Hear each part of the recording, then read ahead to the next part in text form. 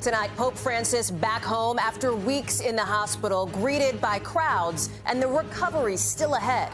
Cheers erupting in Rome. The Pope making his first public appearance since his battle with pneumonia began. Catholics around the world seeing prayers answered, with the 88-year-old on the mend just in time for Easter. What his doctors are saying tonight. The race to contain wildfires burning in several states tonight, a state of emergency and evacuations in the Carolinas, with 1 million Americans under fire alerts. Growing pressure on the Senate's top Democrat as he insists he will not step down, and the new efforts inside that party to chart a path to push back on President Trump. The president himself pushing ahead with mass deportations. Venezuela now set to accept migrant flights from the U.S. And Canada's new prime minister on offense over tariffs. New arrests tonight in that deadly mass shooting in New Mexico. The latest on the investigation as the community grieves the 3 people killed. Unimaginable heartbreak for a New York baseball star. The questions tonight over the death of Brett Gardner's teenage son while on vacation. A 12-year-old girl facing hate crime charges for an alleged attack on 2 students. This is NBC Nightly News with Hallie Jackson. Good evening. We are coming on the air as, for the first time in 5 weeks, the Pope is spending this Sunday back at the Vatican. His release from the hospital after a battle with pneumonia, a milestone for the billion-plus Catholics he leads. You can see Pope Francis here on the balcony waving to those who had gathered below before his car ride back home, still with those oxygen tubes in place. The emotional crowd waving and cheering as he acknowledged them. Still, his road to recovery is not over yet, as Pope Francis now faces not days, but months of rest and recuperation ahead. Our Raf Sanchez starts us off. It was the moment Catholics worldwide have been praying for. Pope Francis, frail but smiling, as he was released from hospital after 5 weeks battling near-fatal pneumonia. Speaking for just a moment after spotting a woman in the crowd carrying yellow flowers. Her name is Carmela Mancuso, a devoted Catholic. My heart was bursting. I didn't think I'd feel this way, she says. Minutes later, the 88-year-old pontiff driven out of Rome's Gemelli Hospital and back to the Vatican, where doctors say he needs at least 2 months' rest and ongoing therapy and oxygen treatment. The Holy Father was never intubated, and he always remained alert and oriented. It will take some time for the Pope's voice to recover, and he's being urged to avoid meeting with large groups or small children to limit the risk of infection. In a prayer released today, the Pope saying, "In this long time of hospitalization, I have been able to experience the Lord's patience." Francis was hospitalized back in February, what started as bronchitis lurching into a severe respiratory infection. But the Pope fighting on, regaining strength and joking with doctors, "I'm still alive." And today, leaving hospital accompanied by the cheers of thousands and the prayers of millions. Raf Sanchez is joining us now. And Raf, with all of this happening just a couple weeks before Easter, how will the Pope navigate those celebrations? Well, Hallie, his spokesman is saying it will all depend on his medical condition when we get there. The Pope's doctors believe he is out of immediate danger right now, but his health is still fragile, and they're taking it one day at a time. Hallie. Raf Sanchez, thank you. Back here at home, the urgent scramble to contain dangerous wildfires burning through several states. And in South Carolina, a state of emergency tonight. Our Kathy Park is there. Tonight, a state of emergency as wildfires rip through one of South Carolina's most popular state parks. Choppers dropping water at Table Rock State Park in the state's northwestern region. The flames already burning at least 1,000 acres and nowhere near contained. Take a look. You can see the smoke billowing high above the mountains behind me. Officials say that a lot of the trees knocked over by the remnants of Hurricane Helene last fall are adding fuel to these flames. Kathy Baer has been watching the winds push the fire closer to her home. And what do you remember seeing? Well, the mountain was just aglow after the dark and then just continued to spread. Sheriff Tommy Blankenship says his deputy spotted the fire Friday. The cause is under investigation. When we're in these dry conditions, that even the slightest thing can be negligence. It may seem small, but it could end up impacting the entire community. Fire alerts are in place from Nebraska to North Carolina. Outside Asheville, crews are battling 3 separate fires, with mandatory evacuations issued for some residents. Meanwhile, at a state forest in southern New Jersey, the firefight continues, the flames eating through more than 2,000 acres. A weekend of wild weather, refusing to let go. And Kathy Park joins us now from near the Table Rock fire in South Carolina. And Kathy, any hope on the horizon for the firefighters where you are? So, Hallie, right now the fire is still burning with no containment, and you can still see a whole lot of smoke behind me. But fortunately, rain is in the forecast tomorrow, so crews hope to get an upper hand and finally get this fire under control. Hallie? Kathy Park, thank you. Also tonight, growing pressure on the Senate's top Democrat to step down as he now pledges to stay, all as his party plots its strategy on how to take on President Trump. Vaughn Hilliard reports. Resign! The people say it's time! Today, protests outside of the Brooklyn home of the Democrats' Senate Minority Leader Chuck Schumer. Stop! Resign! Facing backlash from within his own party over his vote to not shut down the government and instead back the GOP on a government spending deal touted by President Trump. Are you feeling pressure to step down?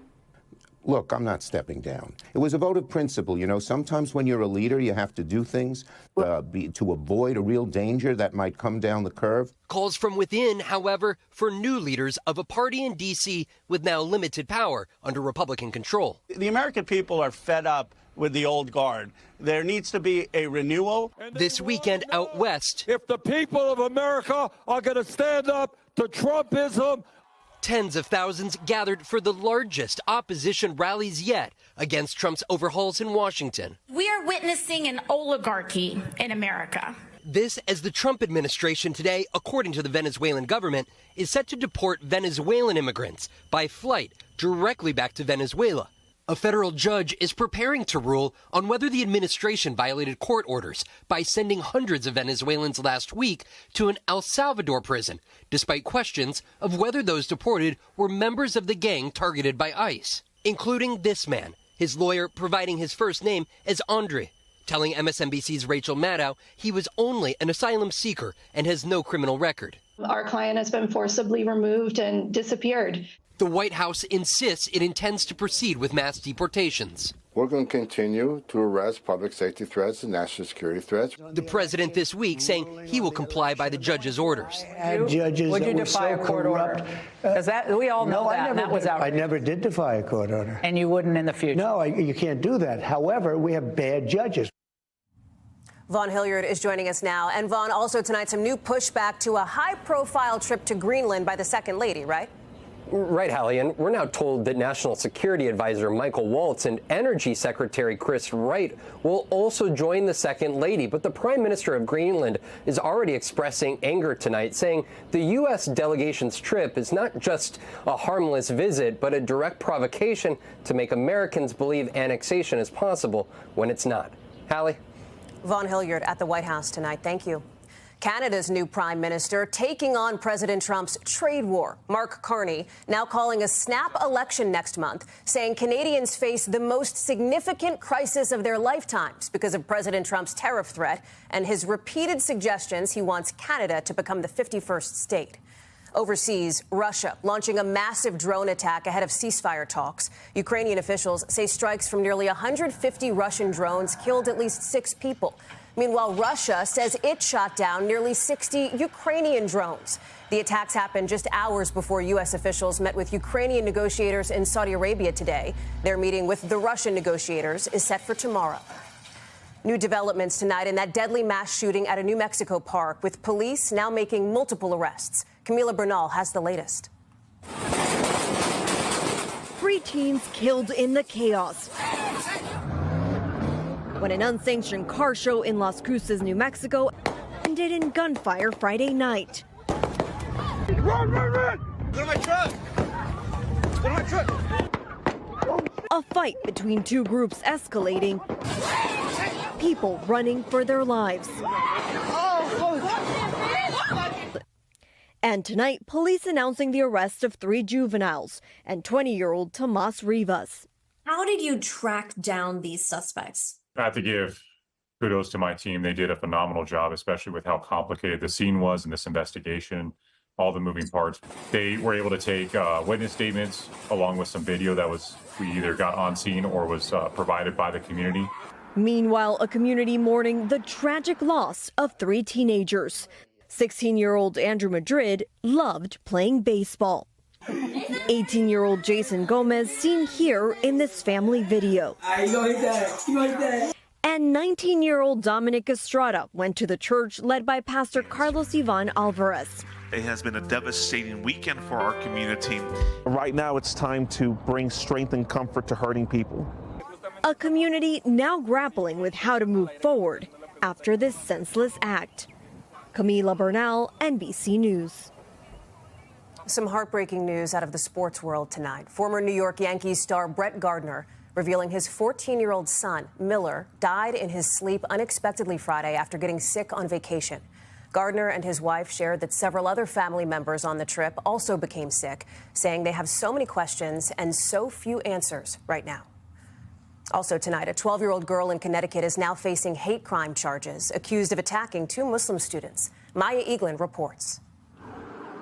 At this middle school in Waterbury, Connecticut, students and staff on edge after a fight that left twin 7th graders, both Muslims, injured, and a 12-year-old girl charged with a hate crime. Well, it's horrific. Farhan Memon is the chairman of Connecticut's Council on American Islamic Relations and has been in touch with the family of the victims. How are those 2 girls doing today?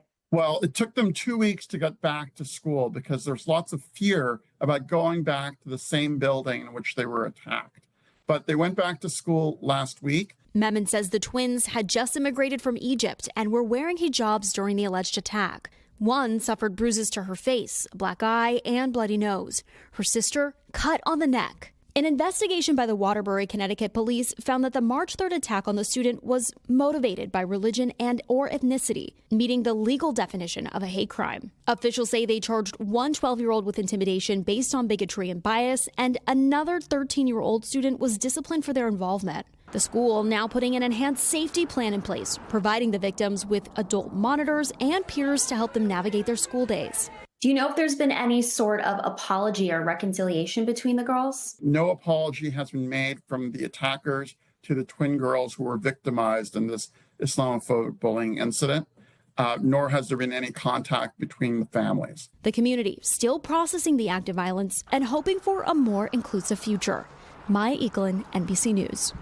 Back now with a fire at Epcot at Walt Disney World in Florida. Disney says it started in a walk-in cooler behind the France Pavilion. You can see the smoke rising there. Guests nearby were evacuated, and the fire was put out quickly. After a whole bunch of high-profile food recalls, we're taking you inside a testing lab where they make sure your food is safe to eat. We're back with a closer look at how to protect our food after a series of high-profile recalls. Now, Ann Thompson takes us inside a testing lab where scientists work to make sure what you're eating is safe. We are tracking a deadly listeria outbreak tonight. A salmonella outbreak from tainted cantaloupe. Health warning tonight. A massive meat recall. It's an all too familiar headline. Food contamination. Something Jody Juergens tries to stop before products ever get to the store. Anybody who makes food would use our testing. And what goes on over here? We got rare access to one of the 6 labs the 30-year veteran runs for testing giant SGS. On her most wanted list, Salmonella, Listeria, and E. coli 0157 in food and the plants that produce them. You see that green sheen? Is that E. coli? That is. Juergens and her team run thousands of tests a year using incubators, DNA technology, and old-fashioned Petri dishes to confirm the findings. How often do you find Salmonella or Listeria or E. coli? You know, it's a rare event that we would find that organism in a finished product. While there were fewer recalls last year, the Public Interest Research Group says the number of deaths and hospitalizations doubled. Among the hospitalized, 10-year-old Colton George. And we are only one of 89 people in the United States that got this specific form of E. coli. Traced to romaine lettuce, the energetic Colton turned 10 on round-the-clock dialysis to combat acute kidney failure. His parents still have no official word from the FDA of the source of the contamination. How do you even eat after something like this? Very cautiously. Yeah. Like I said, it's washing and rewashing everything that we can here at home. Along with washing produce, wash your hands before and after you handle food and cook that food to the recommended temperature. Colton is back to playing sports, but not eating lettuce, while Juergens and her testers pursue contaminants. I hope in my career I get to a point where we have a year with no recalls, right? I mean, that's the ultimate goal. So what you eat is tasty and safe. Ann Thompson, NBC News, Fairfield, New Jersey. When we come back, there's good news tonight about the arrival of spring and the new hope that comes with a new season.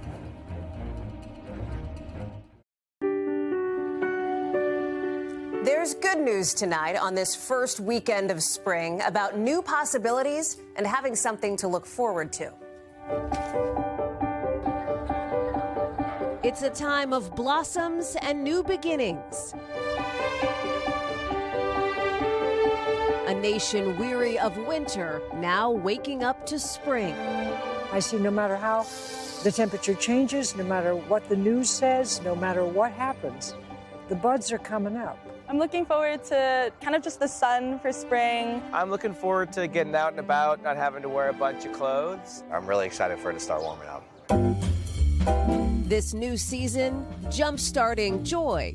I'm looking forward to going to the Yankees. I'm looking forward to everything blooming in New York. I am looking forward to the weather changing and taking long walks with my dogs. It's fantastic. It reminds you that there are good things in the world. And love is blooming, too. My long-distance girlfriend recently moved into the city, so I'm excited to spend more time with her in person. Seeing my granddaughters makes me very, very happy. Coming up is my daughter's second birthday. My partner and I worked through IVF to be able to have her, so I love her very much, Clover Ray. It's a time for celebrating connections. I made a new best friend who's an international student from Spain. Something that uplifts me is my friends and family and seeing them every day. The winter thaw melting into new memories. My best friend and I, Kevin, we checked off a bucket list item and played golf out at Pebble Beach. Springtime bursting with so much possibility. I'm going to move to New York City and hopefully get cast on Broadway.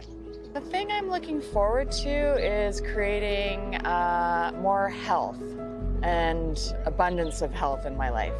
I'm looking forward to spring and taking my daughter out, and I feel like this is the year where she'll experience the spring for the first time. And so many proud moments. I got accepted to medical school. Wow. Straight A's. Straight A's, I got straight A's. I got accepted into my dream college, so I'm really looking forward to that. Something that's good that's happened to us recently is that we're performing Carnegie Hall. Also welcoming the warmer weather, our very best friends. Seeing the dogs, petting the dogs, that makes me really happy. This little one, this Paddington bear right here, how can a dog not bring you joy? Longer days mean more light and more warmth. A hopeful reminder to make the most of every precious moment. You know, happiness is inside. It's the joy of being alive, the joy of connecting. In fact, I have tears in my eyes just saying that. I feel so grateful to be alive and to be here. A nice reminder this spring to look for the good. That's Nightly News for this Sunday. Lester will be back tomorrow. I'm Hallie Jackson. For all of us here at NBC, thanks for watching and have a great week.